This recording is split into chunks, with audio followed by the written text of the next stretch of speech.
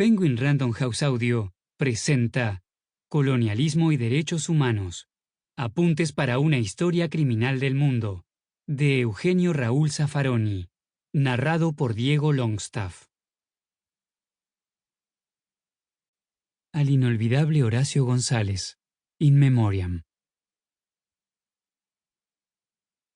Agradecimientos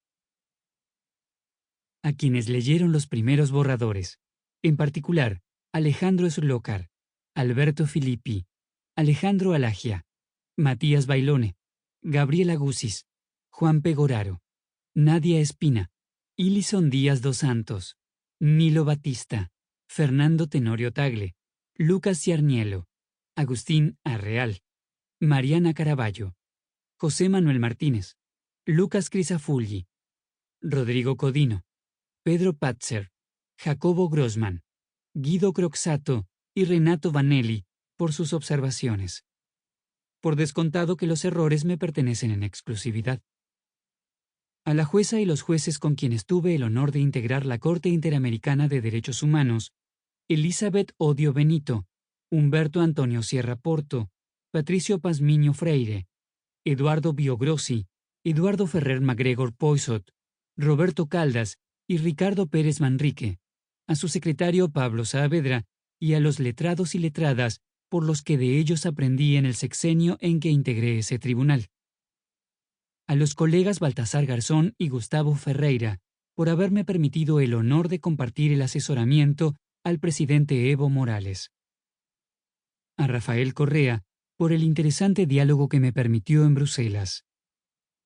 Al gobierno que endeudó a la República Argentina entre 2015 y 2019, por la experiencia que me aportaron las agresiones de que me hizo objeto, y también a Luis Almagro, por la nota con que las apoyó.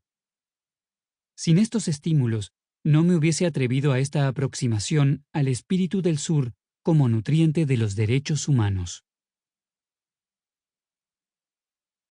1. Las tres historias de los derechos humanos. Corta, ideológica y larga. Brevísimo resumen de la historia corta, la internacional.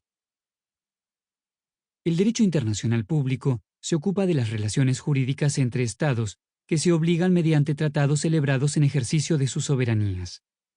Eso significa que aquel Estado que ratifica un tratado ejerce su soberanía para limitarla con la obligación contraída en ese instrumento.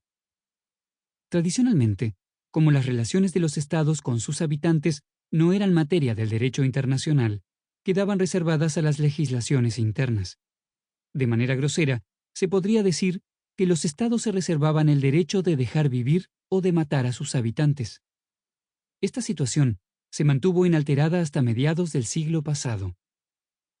En 1945 se creó la Organización de las Naciones Unidas, ONU, que el 10 de diciembre de 1948 emitió la Declaración Universal de Derechos Humanos, en cuya redacción tuvieron un papel destacado el jurista francés René Cassin y la primera delegada de los Estados Unidos en la Asamblea General de las Naciones Unidas y ex primera dama Eleanor Roosevelt. Este documento impone a los Estados una serie de obligaciones respecto de sus habitantes, obligaciones que pueden reconducirse a la norma fundamental, según la cual todo ser humano debe ser tratado como persona, entendiendo por tal a un ente con derechos. Pero dado que este instrumento no era un tratado, en un comienzo no fue jurídicamente exigible como ley internacional. En ese momento, tuvo solo el valor de una fuerte invitación colectiva de los Estados de la ONU a concretar la declaración en tratados. Sin embargo, y pese a los esfuerzos del Comité de Derechos Humanos de la organización, el advenimiento de la llamada Guerra Fría dificultó la elaboración de esos instrumentos. Después de casi 2 décadas de reiterados intentos, se concluyeron los 2 grandes tratados multilaterales o pactos de 1966, de derechos civiles y políticos y de derechos económicos, sociales y culturales, cuya vigencia se demoró hasta 1976, o sea que se produjo 28 años después de la Declaración Universal. Estos pactos y la incorporación de la Declaración a la Carta de la ONU, con la que también cobró valor la ley internacional, configuran el esqueleto del sistema mundial de protección. Sample complete. Ready to continue?